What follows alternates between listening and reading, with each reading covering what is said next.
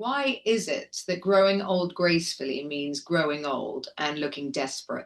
I'm just getting going. And actually, I know it sounds awful, but the way you look and present yourself, just as it does when you walk into an esthetician Yeah. or a makeup artist. If a makeup artist has bad skin and terrible makeup, I'm walking out. Hairdresser, terrible hair and flaky scalp, I'm walking out. Yeah. You know, I can't Same. take advice from some poorly, put together person, because that absolutely shows me that that's your indicative of your life.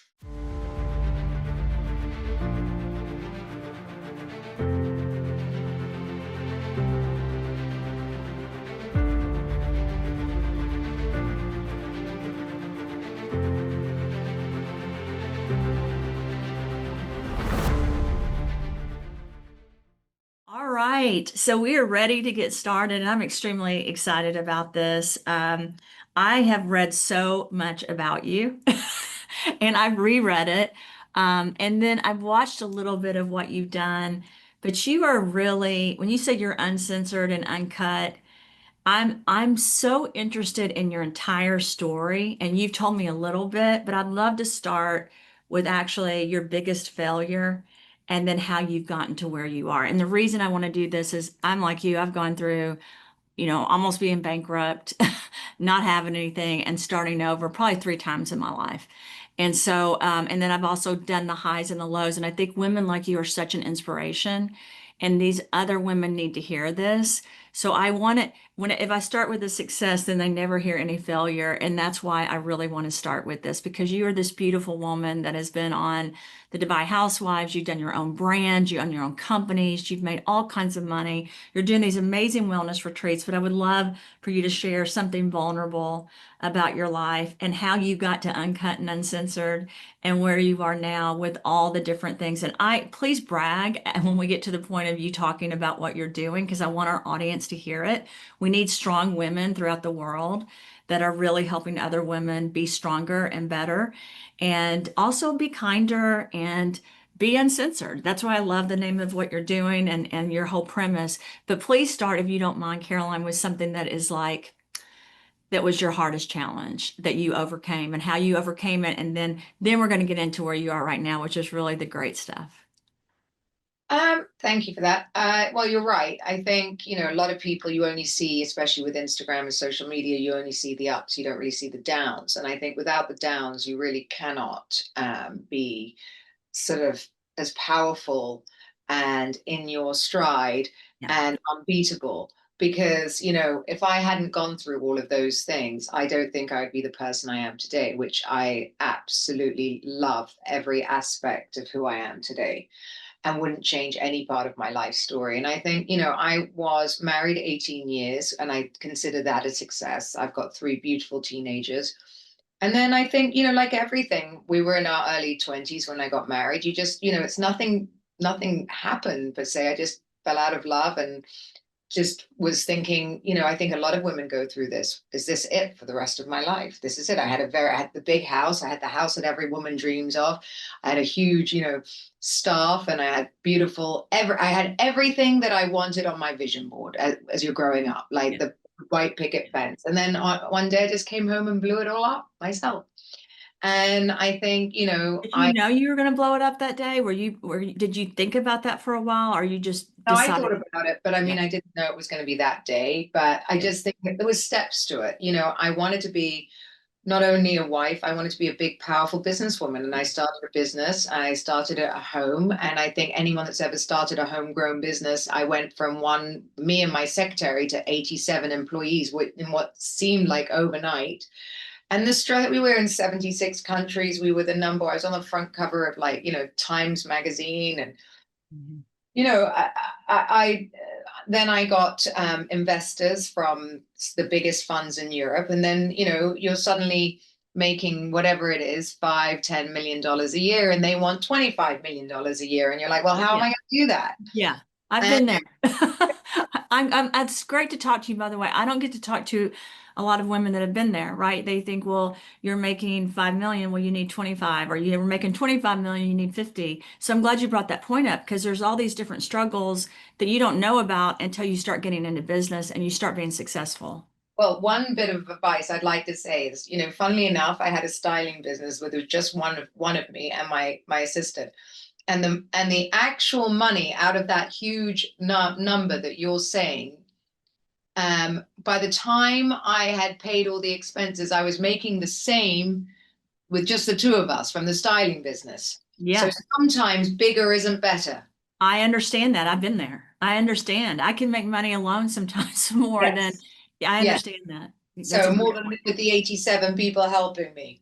And by the Yeah. time you paid, everybody else, HR and all the Yeah. other legal fees and things that come into it, you're better off sometimes. And it's Yeah. all ego, right? And you've got to keep your ego out of Yeah. business. Yeah.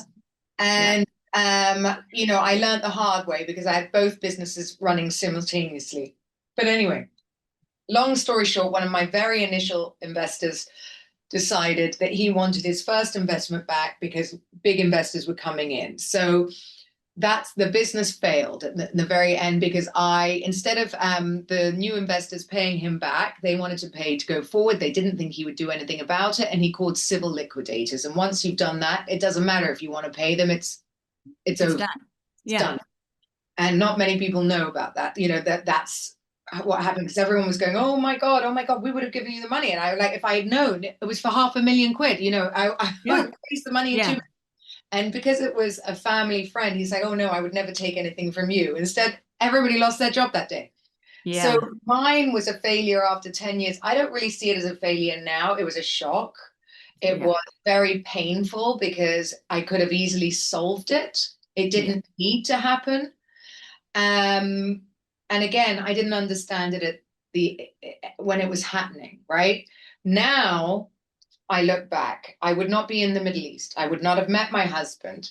I would Right. still be running that business. And let me tell you, I had twins. I was sitting under the desk, I was like trying to produce over, $2 million a month to like keep the business running. And staff and people, they never see it happening. They never think about the boss, they think about themselves. So like the Oh yeah. stress of it. And I've got three young kids at the time, all of this. So actually now looking back, it was a blessing because I would never have done it. I would never have jumped ship. I Yeah. would still be on that hamster wheel that I couldn't get off and I wasn't in control of. And there's any, you must know, having a Oh, board I do. director, Yeah. directors worth $22 billion. They are not your friends. They want Right. blood and you don't have a life. So, when I moved to the Middle East and I was being sued by the civil liquidator, that took me 8 years, him or me going bankrupt. In the end, I won. I won 8 years later on my 43rd birthday after thinking I was going to lose everything. In my head, I gave my ex-husband the house, everything back so that, if anything happened, because we were getting divorced and I wasn't going to stay with him for that, at least the kids would have it and not a civil liquidator. 100%. That's So what I would have done. Yeah. everything away. So I had nothing. I had to think 25,000, sold my jewelry because I had to pay 1.1 million cash to lawyers. Then you don't want to work. Why do you want to work? Because Yeah. I'm not getting the money, the lawyer's taking the money. So, I was absolutely think at the end then, and that would have been the time if I was going to, I should have gone back to my ex-husband. But that wasn't been fair of him either. So No. everybody thought I had literally lost my mind or was having some sort of mental breakdown when I met a 24-year-old ex-soccer player.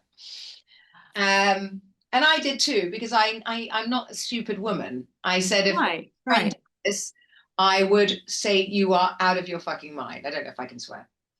Mm. Yeah, but I have to tell you, I think as a scientist, first of all, I love hearing what you're saying because I think you're maybe the first person I've talked to that's gone through very similar what I've gone through. I have a very similar story. My marriage was 17 years, but it was a little bit different. It exploded. He had been a professional football player Oh my God. in the NFL. So very, yeah. And then I am now with my husband I have now, we work together and we are We very work different. together. Yeah, you guys work together too? That's amazing. I was trying to, I wanted to learn more about him because I was so interested. I didn't know he was younger than you. This is fascinating to me. But I do understand because even with me, and my husband is, I think, 7.5, 8 years younger than me, it has been the biggest deal. I've had so many people say something to me like it's a major deal, and it really isn't, because I know as a scientist, your cellular age of your body is not your actual age, your birth age. Like you can actually, inside your cellular health, your body can be younger. One of the things I'm known for is reversal of aging as a scientist. So I created patents that reversed age, regenerated the skin, hair, and nails. And then I've gone into research and development, and that's why we have different companies. And I don't manage everything, but I'm the face of a lot of it, kind of like you are. But I've been on that rabbit wheel and I've done so many things. But it's funny, people thought I was crazy too because he wasn't this extremely, he is a very successful person, but he wasn't extremely wealthy. He was younger than me. I had people, I'm sure you did too, that were, once I got divorced, had a lot of money. They were older, but I fell in love with them. So you must have fallen in love because people, and love is a word that a lot of people have a different meaning for. But for me, it was more of, this is a person I'm going to spend my life path with, right? Like we're in sync and we can do these things together. The age became irrelevant and we never talked about it. Tell me how you handled that with your friends and everyone when you started dating him and the age difference, because I know what I've gone through and I would love to hear what you've been through that. I mean, it's very similar, but I guess even more so because he's almost 20 years difference, right? So Yeah, obviously, it's not the norm. And also, compared to America, I live in the Middle East, so it's really not the norm. you're Um, right. so I had a lot of judgment, a lot, especially as I left a very good man and wasn't say anything wrong. And I want to say to women out there, that's why, it's a choice. You choose, right? We have a choice. We don't have to stick it out. Yeah. And I think I didn't need, I mean, obviously I needed quite a lot then actually, because I was on, it's still going through my court case. But I Yeah. realized, I scientifically and still a child. I think because I was brought up, I went to boarding school from the age of 6. I've always been told what to do. I went to work from the age of whatever it was, straight out of university. I've always had someone run my life. Then I ran a business, and I ran a business and built a very strong businesses in my life so that no one would ever tell me where to be or what I had to do. And I think I've always been like that. So I was never going to be able to be with someone older.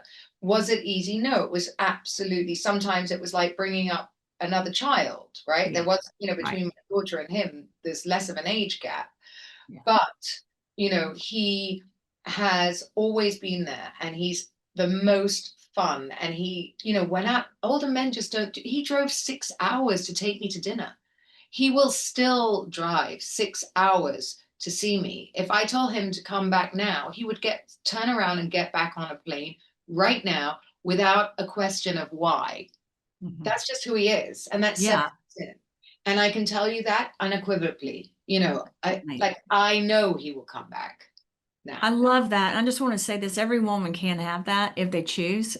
I want to say that because I think we have all these barriers. I'm like you, I was never going to fit in a box. It just wasn't going to happen. Right. For me, I needed my own freedom. I needed to call my own shots. I'm not interested in being controlled. And that was kind of one of my issues. I was dating people with a lot of money that wanted me to stay home and wanted to take care of me and put me in this little box. And then I met Clay and he just let me be me. And he's like your husband. He would do almost anything if I really needed him to do it. And he would be there when I needed to. But it was hard. There was a path for me where I did feel like at one point, and I've never said this out loud, but I felt like I was raising another child. And I had four. I had three sons and a daughter. My oldest son is almost 30. And so it was hard for me. It's like anything in life. When you think you're marrying a Prince Charming, they may have these amazing qualities, but it's still life, right? So you still have to go through things. So your husband now played soccer, correct? Mhm. And then he jumped into the business. How did that go? great. I mean, Bali was all him, to be honest. Yeah. I didn't know anything about it. Now we're fully in it, and we have an amazing Australian business partner coming in, a young girl as well that he works with and works for me. And he's done it all himself, and he's really stepped up. And it hasn't been easy for him to have, my boys made him jump through hoops. My Mine did too. Yeah. Yeah, Yeah. but he's been there 7 years now, and he is not going anywhere. He's never wavered. He never once said, I can't do this. He never made me feel I was the one that said, I can't do this. I don't think this is going to work. How's it going to work? How am I going to do this? I have to rebuild my own life. I can't build Yeah. your life over here. He didn't know anyone. And I just think, and then we started working together. And, I think the authenticity of letting me be me and being as powerful as you can be when you're being loved as a woman, Yeah. honestly, that's all you need. And I'm a prime example of it because, from being on my knees, literally with nothing left, I think I signed all the art came back to my walls from artists. I signed nearly a $350,000 jewelry campaign. I had my TV show here. I'd been on a TV show in the UK before. I became one of the biggest sort of names here in the Middle East for what I do.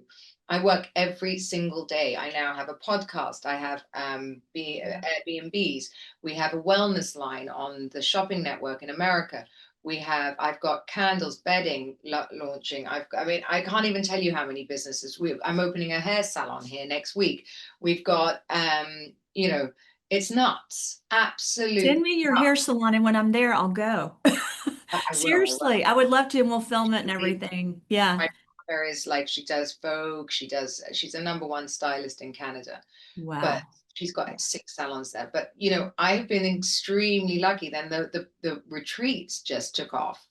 I tour with people doing speeches and things like this. I don't know how it's all happened, but it's just happened. And I think I'm able to do it all because I'm happy. I think you're extremely strong, and I know you said you don't know how all this happened, but just listening to you and watching you, my first master's and first doctorate degree were psychology, right? So I'm really good when I meet people. You can feel your strength, and you can feel that you never gave up. I say all the time, there were so many times in my life, like when it was the end, my marriage did not end well. My 17-year marriage did not end well. I had 4 kids. I had to Know support anyone them. that does, and well, really, I mean, imagine mine was a Turkish guy. I mean, and then I did the ultimate, ran Oh off with a yeah. 24-year-old. There's nothing more embarrassing to a man. Like, I am lucky that we're friends today, but we are. Yeah, I would say we're friends too. We had some other stuff going on that the kids were not comfortable being around him in the situation. But I also understand, sometimes when you play sports, you have concussions and there's issues that go along with that. However, I remember pulling my cover over my head, and I was like you. I was running a company in 50 states of the United States, but we had investors. It was on that rat wheel, right? Because when someone says they're giving you money, and I just would I'll love to give say you this, money. when they give you money, Marry them. You owe them, and that's you what owe them. Thank you. I don't I, s- understand. You don't have a life. thank you for saying that. Like we started all of the companies we currently have with our money. Yeah. And I funded most of it, to be honest, because at the time I had the money to fund it. So I did it, and I'm so thankful that we did that because I had gone through a life before. In some of our companies, we are getting investors and partners in because there's 31 of them, and I can't manage it. I'm the CEO of the holding company, but I can tell you this, my one secret is I just didn't quit. And I felt like I needed to be an example for my children, and I needed to be an example for other people because there were many times I wanted to quit. And the biggest thing for me was the control. I don't do well with that. So when people are trying to control every aspect of my life, and I'm struggling a little bit right now with that in the current role I'm in, when you have 15, 30-minute hour meetings all day, it's not the way to live. You got to find that balance. So my question to you, because I want to learn from you about I went through that executive coaching for that 2.5 days, and the big thing that came out was I'm not taking care of myself, right? And I have not done this balance. So how are you finding this balance, or do you just not believe in the I balance? don't believe in it. And I literally had this conversation yesterday because, there is no work-life balance because work is my life. That's how I am. Yeah. what it is. So I work all hours of the day, whether I'm lying on the beach, I'm about to go to Tanzania, I'm going here, I'm going there. We take it with us, right? My husband works with me, so he's always there. So we have, like, I do say to him, like, sometimes at night we'll be lying in bed and he'll be like, oh, do you want to look at the plans for Bali or whatever? And I'm like, no, now I just want to put on the TV and I want to watch mindless junk. Shove on the Kardashians. Don't talk to me. And that's just, I'm laughing at you right now because my Cam, who hopefully you'll meet someday, is one of our outreach executive assistant. He's amazing. He knows that's me. I'll just say I need like 30 minutes to an hour to not think, to yeah, just watch. And I watch basically any nothing. Yeah, mindless anything. Yeah, anything. So I also get into bed in the afternoon for like half an hour, because especially doing the podcast, like I had two back to back last night. I do them most nights, to be honest. And doing this, you don't even have a break. Your mind's working. yeah, You can't stop and go, let me just get my notes. Especially if you're interviewing, you have to be consistent. You have to talk and you have to make sense. And I don't hear myself when I'm speaking, as I'm sure you don't, because we're doing it so fast. right. And that's in itself draining, right? Not to mention our businesses, which sounds like yours too. One minute I'm talking about, wall size in Bali, and the next minute I'm talking about how many SKUs we've just sold we sold out in an hour on the shopping network, and now we're doing 2 hours in the next month. How the hell am I going to get 5,000 more bottles by next month when it takes 6 to 8 weeks, 12 weeks to manufacture, all of these things. Then Oh, the yeah. podcast, then the this, then the that, then the houses, or they've been rented out. It's just nuts. It's nuts every day. So if you don't take care of yourself, so how do I take care of myself? I take very good care of myself. Okay, Very I good have to hear this care because I of need. So tell me about that. What is your routine to take care of yourself to make sure? Because I'm like you can't take work out of my life because that is my life, right? And it's very hard for people to understand. You're one of the few women that I've talked to. And I have another friend, her name's Karen Floyd. She understands, right? But it's a lot, and I'm not willing. My mission has been work. Like I'm not willing to give it up, but I'm trying to incorporate. I used to be much better at like hair, doing my face, doing make everything. And I feel like I've let a Well, little bit that's a of that go. non-negotiable for me, and that is should be the first thing, because for you as well, with what you're doing, especially in longevity and the way we are, like I am my biggest calling card, like Yeah. my biggest. Yeah. No one's going to hang out with me if I look haggard and tired, Right. especially when I'm telling you that I'm, 50 years old, and, I have to look amazing. Like I have to Oh, feel yeah. amazing. If I don't feel amazing, how are you going to want to be on my retreat with me telling you the beauty treatments I do, and, how I've reinvented myself? I look better today, and I can say it with confidence, than I did in my early 30s, for sure. I I can tell you, I for sure look better than my early 30s, which is weird. It's so interesting because I'm like you, Mike. So we have an audience just like you do, right? And part of our audience is very natural and they want all organic. So, like, I was on a podcast about a year ago where someone criticized me because they asked me if I'd ever done Botox. And I said, yes. And I said, I actually, as a scientist, worked on Botox, right? And they went into the only reason that, and my husband happened to be on this podcast with me. They went, we're talking about how women should not do plastic surgery, et cetera, because we have this group of people that think that. And I kind of went off in the podcast. I said, I think women should do whatever they want. I think women, they own their own body. What they So say, if whatever. I want to put my boobs on my back, I will. Thank And you. why is it that growing old gracefully means growing old and looking desperate? I'm just getting going. And actually, I know it sounds awful, but the way you look and present yourself, just as it does when you walk into an esthetician Yeah. or a makeup artist. If a makeup artist has bad skin and terrible makeup, I'm walking out. Hairdresser, terrible hair and, flaky scalp, I'm walking out. Yeah. You know, I can't Same. take advice from some poorly, put together person, because that absolutely shows me that that's your indicative of your life. Like if you're a 100%. mess, how can you expect everything around you to be beautiful and present? If you go to my house, you can eat your dinner off my floor at any given time, and I've got kids, dogs, and a tortoise. So I like my house run Yeah. like a I you know understand by that. the I do way, too.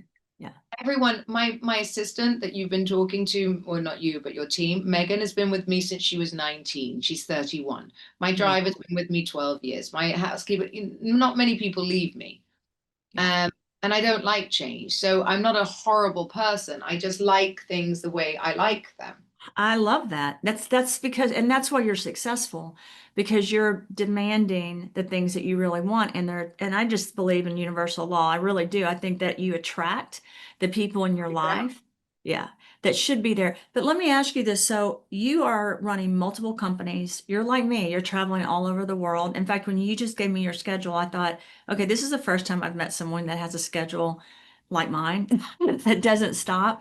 And you're right, you cannot go into any event or any meeting without that energy, right? You got to have it, and it's got to be real. Because I don't know, I know my audience knows this. I can't be fake. If I'm fake, it doesn't work, right? It has to be. I'm bringing it to the table every day, and if I'm not, then No, I'm that honest person, too, by the way, because when you dip, you dip. What yeah. are you gonna do? But I take peptides. I do test. I've got hormone replacement. I do peptides, which I love. I love. I eat really clean. I get my hair. I just had my hair done before I here Your because I hair's beautiful. I was going to say, I love how they cut your hair in thank you. the, it looks like, Sienna, what is her name? Miller, what is her, Sienna Miller. Yeah. yeah, yeah, that's who you look like a little bit. But Oh, I thank love your haircut. It's one of the best haircuts I've seen. Is it the hair salon in Dubai that did That's that? my girl. Okay, I She'll need to see her. and she's amazing. So she just did it literally in my house now because I'm traveling tomorrow and this will last me like 3, 4 days. And the color takes 10 years off you. Yeah. I've got teams of people that we've been working with. I'm doing right now, I've just done full body laser, full body BBL. Which Like laser did you use? I used Pico, BBL, and Moxie. And I'm right now, the whole body, my back, my Yeah. legs, everything. I did How long did that take? coring here, 2 or 3 Yeah. hours, Yeah. coring, and it's mind blowing. My skin is softer than it was in my 20s. That's for Is sure. that in Dubai too? Because we Yeah. need to get all, I need to visit when I'm there and maybe we can, I would love to visit. Appa just did my teeth. Beautiful, beautiful teeth. Thank you. What do So you do with your mouth? Are you doing injections in your mouth or no? You're, no, that I don't do, but I did in the past, but like a long, long, long time ago. And my father has really big lips, but everything else I did. So, they you know, look like Angela Jolie's lips. but Yeah. I have my facelift, so I don't need anything anymore, other than Botox here, nothing. I did my facelift 2 years What ago, kind of facelift was it? Was it like around the ears or how all did, down the front, round the back, all the way yeah. up to plain What, full facelift. it was painful? I mean, it's not a lot of fun. I can show you pictures. It's crazy. What was your downtime on that and did you just explain it to your audience, correct? That you were having it? Yeah, I showed everyone because first of all, I think you have to show. I mean, it was crazy because they cut all the way from here, all the way down my ear, went in around the back of my ear, then up. It looked like Freddy Krueger. Like it was like this. I'm going, oh my God. And of course I had a panic attack and I was like, oh, what have Oh I my done? gosh. It Yeah. looks shocking. And it took probably 10 days to 2 weeks before I went out for dinner with a hat on. And then 6 months later, it was beyond good. And now I'm 2 years in, and I took 3.5 inches off my neck. It Yeah. was unbelievable. I did my upper eyes. The best thing I've ever done. I just said, I want to look like me, but rested. I look exactly how I did, but years ago, younger. They just lifted my cheeks. You know how you get They resting, put filler in the cheek or no? no filler anywhere. You Wow. know how you get resting bitch face the older Yeah, you I kind of have, yeah. Like they my, lifted all this. yeah, I'm over the moon. Over the that's moon. I would amazing. say to women, if you're contemplating it, don't even think about it. Like, don't walk, run. Yeah. I'm ready for that. I need to know who your doctor is. I have so many friends that ask me if I'm going to and if I've done this. And I've had little things done with laser and injections, but I haven't, and I'm not against any of it. Like for me, that's why I kind of went off on the podcast I was on. I was like, women should be able to do Right. whatever they want. And what look at us. We get to relive. Like Oh, yeah. My husband's 30 years old. I'm, you know, living, we travel the world together and we don't look that weird together, trust You me. don't look, I'm telling you, I have it right here because my whole that the whole group printed you guys Yeah, out. but I would that never. picture, the brown one, that was before my facelift. This one is. Yeah.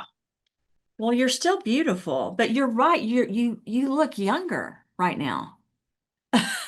You absolutely are glowing. Are you using, you're doing the laser? How often are you doing that? Like I understand all the Twice a lasers year, you, that's it. okay. And you just go in for the full treatment. Full body, everything. I'm And going to find out where you did that. I'm going to have Stephanie reach out to your assistant, and when I'm there, and I'm going to see if they can do it while I'm in do town. salmon sperm, the best. Love it. What Makes your is it skin again? glow. Salmon sperm. I've never heard of that. Stop it. It's what all the Kardashians are using. Hailey Bieber. It's injections under your skin. It's big Korean beauty. You put it all here. It regenerates all the cells. It makes your skin shine amazing. Do you know the peptide GHK? Yes, I actually, as a scientist, have always worked on peptides. I've even worked on cloning and bioprinting. So but I'm not, I can't, because of the travel and everything I'm doing, I'm in the lab a lot. I ended up having to take over. When you talked about manufacturing, we were manufacturing for 90 countries and 26 lines. So I had to take over our manufacturing and basically step in and I own it. And that was, you know how you take over something that you know you need to, but it's not on your list of things you want to do. That's what happened, and it kind of put me back where I was more into research and development. But I've honestly never heard about the salmon sperm. Okay, so you should. The biggest changes in my life for my skin was GHK within probably 4 days, not even less. 3 days, people were stopping me, going, "Your skin is shining, like it looks." And that was the GHK that I was taking, just Okay. injecting in the morning. Yeah. And then salmon sperm. Salmon sperm has been an absolute, I do it all here. I do it all over my face and it's just amazing. And it's just very small injections under the skin. You get, it bubbles up and then it just goes in and it's, I don't know, because salmon DNA apparently is the closest to human DNA. Well, mouse DNA is the closest to our DNA as far as when we make human monoclonal antibodies or vaccines. But in the skin, this is interesting. I have heard of salmon and actually reptile. I worked on a project where we used reptile basically DNA because they don't really age. They do, but they have this tough skin. So I actually worked on a project where we were working on a delivery system. But I'm very interested in this. Is this all done at the same place in Dubai? You can go, it's a one-stop shop. That is amazing. And do you speak about that throughout Dubai and make sure that the other women know? Because I know you've got this huge following. So you're Yeah. very open with everyone, which I love. I want to say this. A lot of people hold all their Yeah. secrets. There's no, look how Yeah. clear they are. Like they used to be cracked and wrinkled. Yeah, they're beautiful. Yeah. Absolutely gorgeous. I mean, you would never know. I use topical. I don't do as many injections because I always worry about you have to make sure if you do injections, which I know you do, make sure that that doctor's using a good place that's making it, right? And in the United States, it's not as regulated.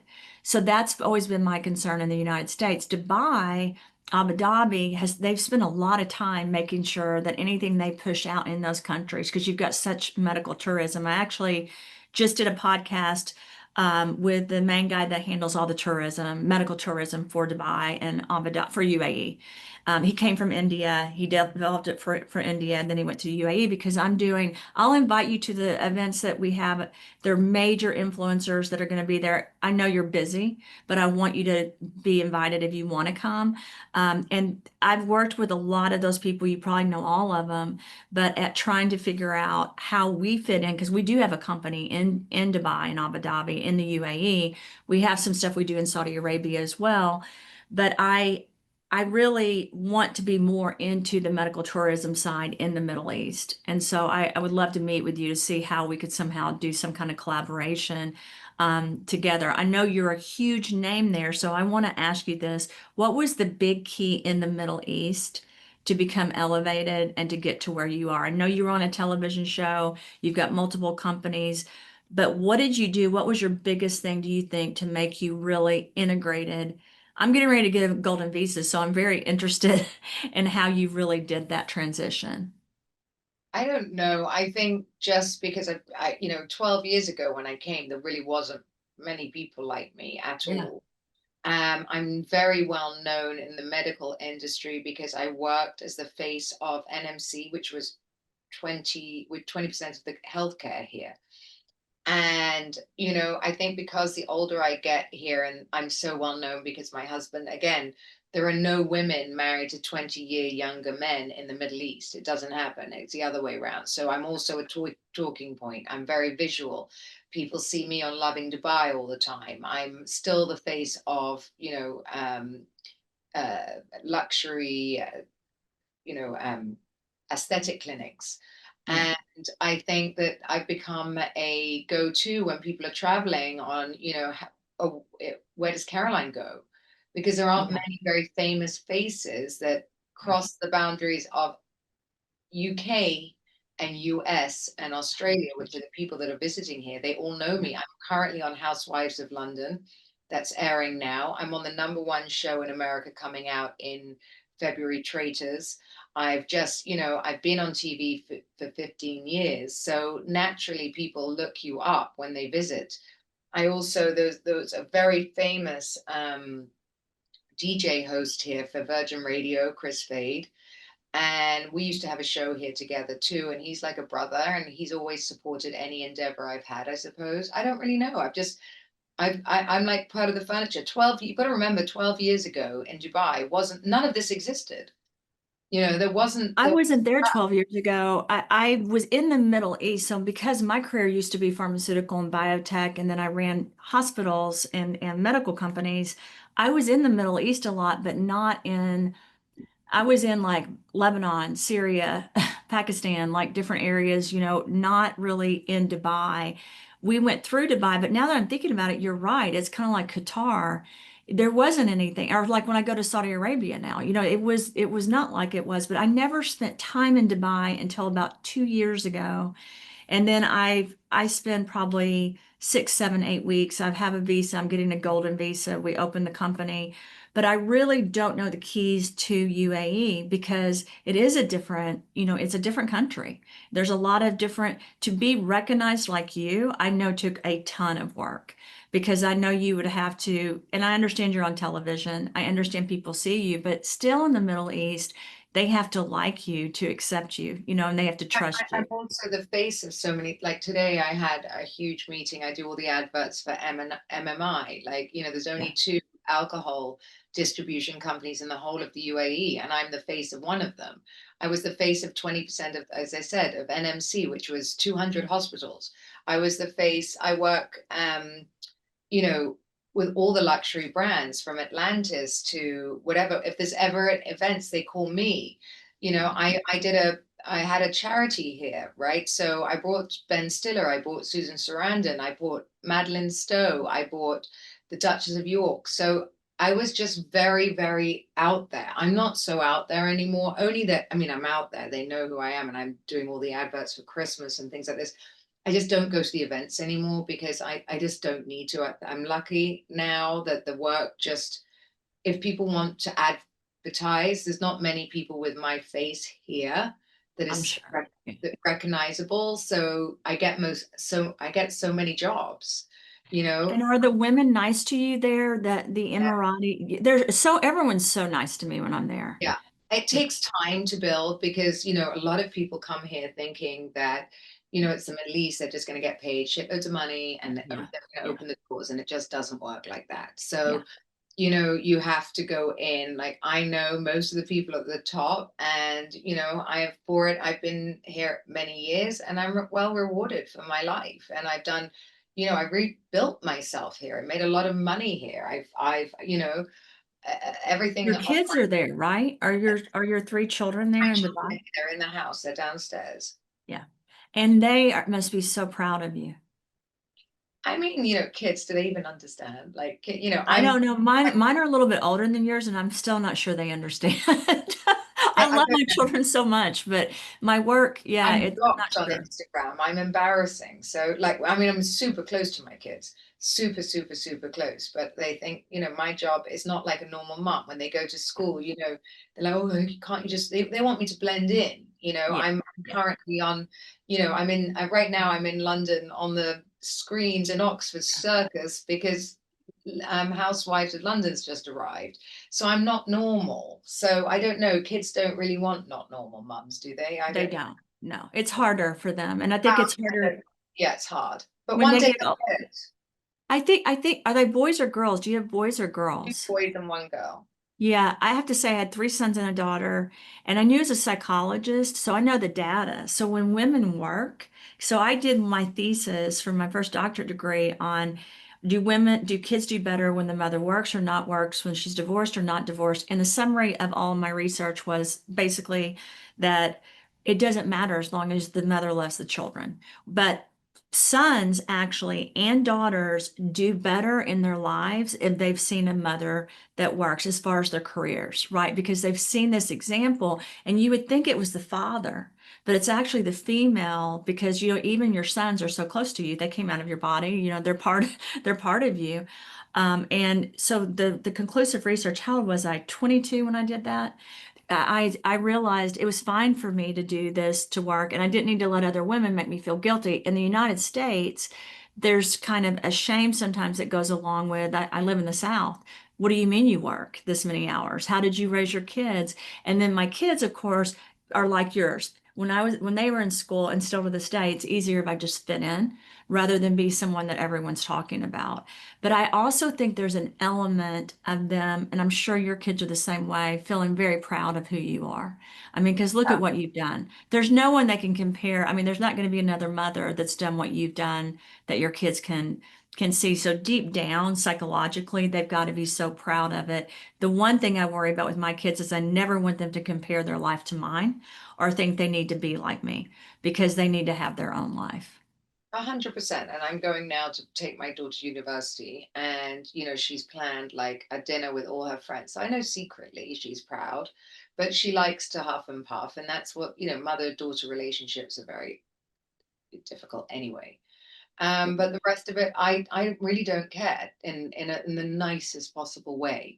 What I mean by I really don't care is that I don't care that they feel I should be home more or whatever Yeah. else. I set it up in a way that their lives run perfectly whether I'm here or not. But Yeah. I don't think it's a true um, reflection of the world today of a mother sitting at home and waiting for their children to get back from school. I don't think I'd be doing them any favors. And the one thing I would say more than anything is that, if the mother is happy first, the whole house runs. My house has the most beautiful energy from the moment you walk into it. There's color everywhere. The animals are happy. My staff are happy. Here staff are kept in like the garage in, on bunk beds in their things. I bought my staff an apartment and they've got a gym and a sauna and a swimming pool. Yeah. And because eventually it'll be a guest house from friends of mine or whatever, but Yeah. it's a gorgeous place and they live well and they're not leaving me. And I make sure everything, I don't have to ask if I want to go out. I don't have to ask, I've set it up in such a way. And that's what I want my kids to see. You want to stay in a marriage, stay in a marriage. You don't want to stay in a marriage, don't stay in a marriage. You want to have, you want to have these nice things. This is how you pay for it. And that's it. And I can't do more than that because I wasn't brought up any other way. I'm doing the best I can. So I'm not going to have mother's guilt either. Well, you've succeeded at it. One of the things I have to say is I don't really have mother's guilt either, except for the fact that I know I can never make four children happy at the same time. Well, that's There's not no- that's actually realization and being clever. That's absolute. Once yeah. you realize that, you've hit the nail on the head. Oh yeah, there's just no way, right? Because they're human. So for me, I gave up trying. Just love them as much as I can while I'm doing my life because I'm 100% behind what you said. As long as you're happy, then everyone else is happy. I say it all the time when I talk. You put your oxygen on first, and then you can take care of others.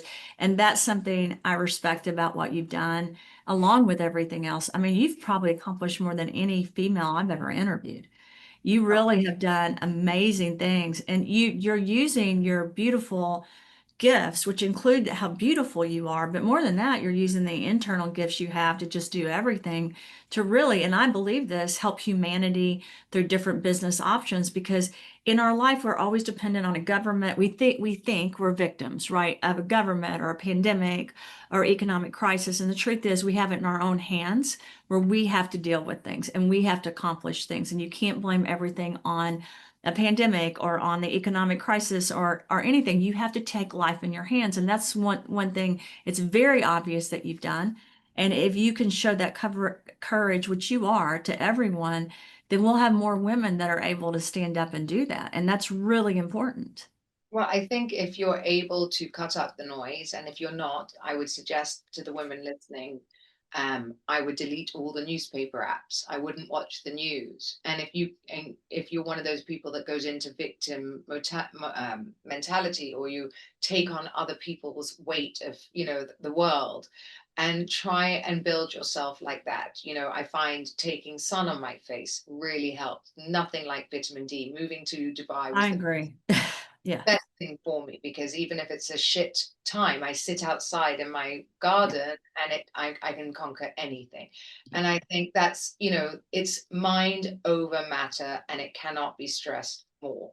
And once you have that figured out, as I said, you can't travel when you're 80, 90. This is your only time. We've got very few summers left at this point. I want to get it all done. I want to live. yeah.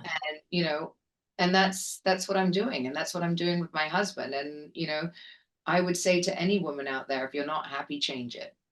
I love that. And I have to say this, I think we both will be traveling when we're 80, because my mother's 83, my dad's 84, and they still travel everywhere. They were in an island the other day, and I said, "What are you guys doing there?" They were like, "We just got in our car," or they'll fly somewhere and, go together. And I want to be that person. And the reason my mother's that way is she was a working mother that loved me, but she believed in herself as well. She's a classical pianist and cellist, but we were raised in a very small town, but you never see her stop. She's always producing. And I would say she probably works almost as hard as the two of us at the age of 83. And I had a great grandmother and grandmother, 96, 94, where I saw the same example. My mother to this day teaches piano 8 to 12 lessons a week. So I plan on being in my 80s and 90s and working, but I also plan on using every day I have right now, like you, to really get as much done as I can, because I'm in my mid 50s. So if I don't do it now, what am I going to? It's going to be a lot harder when I'm 70, right? So I've got to get as much done as possible. But I think I love talking to you. I mean that, because it's so great to hear someone that's accomplished so much. There's no arrogance, there's confidence. And I got to tell you, I love that, because there's a thin line, right? You have to keep your ego in check. But with you, I just feel confidence. And that's amazing for someone that's accomplished so much and is at the highest level of basically recognition in the world, right? Because you're much higher than I am as far as people knowing you and visualizing you and recognizing you. But both of us are like all over the world. A lot of people choose one country or two, right? But both of us are spreading that out everywhere. And that takes a lot of time, a lot of consciousness, a lot of strategic planning, and a lot of passion. And you can't do it if you're not in love with your life, right? And so that's where I see it all over you. And I love the fact, and I'm going to take this with me. I love the fact that you talk about different things that you've done to look more beautiful to help other women. Because so many women put it over here because they don't want everyone else to look as beautiful as they are. But you're so confident you don't have a bit of that in you.